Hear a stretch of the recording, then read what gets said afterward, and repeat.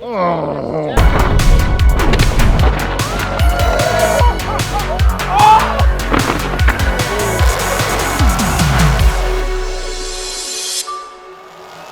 Hello and good morning after evening. Welcome back to Pinkbike's slightly tweaked downhill World Cup coverage presented by remote World Cup correspondent Ben Cathro.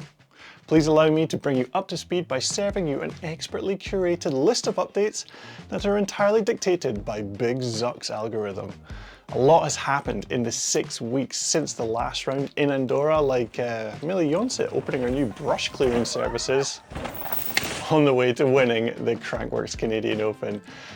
I'm just excited to kick things off again. This will be the 7th round of 10 in the 2025 Downhill World Cup Series, which shall take place on the world famous Léger on the magical French slopes of Montcherie. It's always an exciting race as everyone waits with bated breath to find out if security manages to keep the crowd out of the finish arena on finals day. Before we dive into the details, we must first take a moment for those who will not be gracing our screens on that cherry mountain. Reece Wilson had a big slam at the UK National Champs which opened up his knee for all to see. That seems to be on the mend, but his shoulder is still not quite ready for a French pounding. Remember when Juan Velez nearly won in Andorra and he wasn't even on a gearbox bike? Well, it turns out, after that performance, the team gave him one of the spare prototype bikes to train on before the next race in Léger. Unfortunately, he got hurt, and I'm going to assume he accidentally broke the sound barrier and upsloped the next valley. Sounds like he won't be back in time for this round.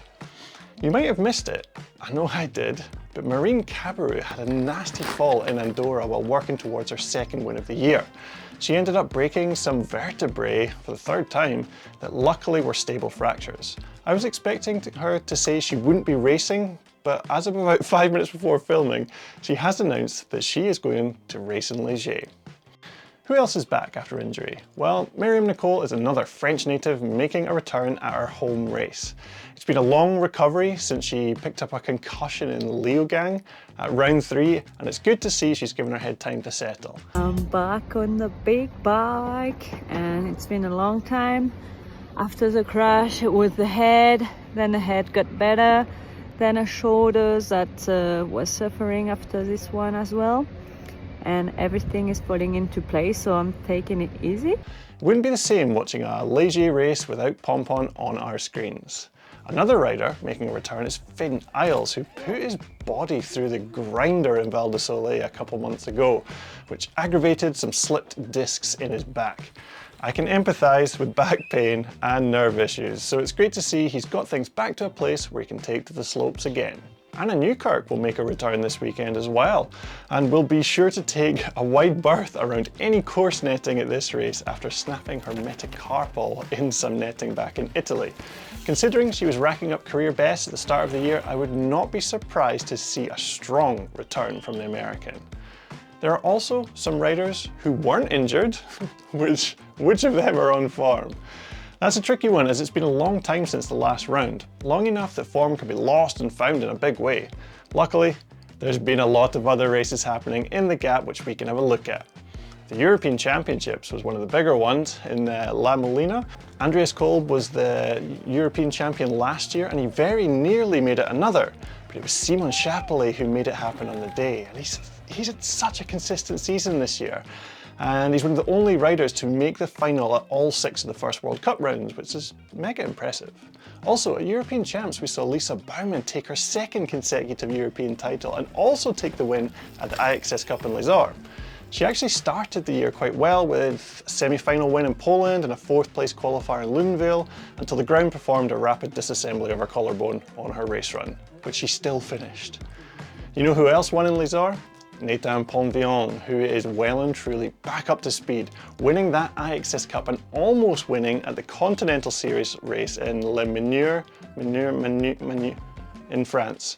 Looking across the ocean, we can see Ryan Pinkerton has taken his World Cup speed and unleashed it on the Americas at the Big Bear National Champs. Impressive result with his win against some stiff competition, and it'll be cool to see the young ripper repping the Stars and Stripes sleeve this weekend.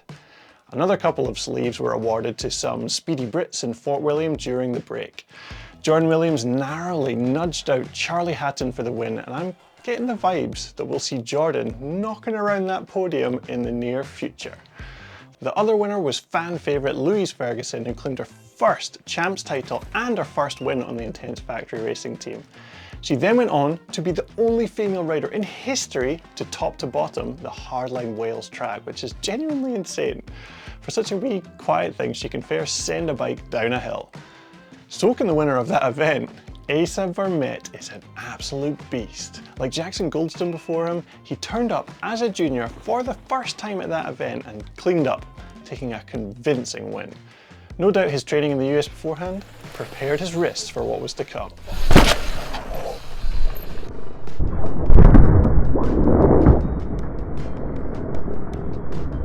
Dude! And you know, he's not won a World Cup round this year. Those Alran twins just keep pipping him to the top step, and honestly, I think that's just bullying at this point. Daddy Nico will have to, at some point, tell young Asa to stand up for himself and hit back. It's the only language they understand. We'll have to wait a few more days to see how they go on the revamped track, which apparently has seen some big changes.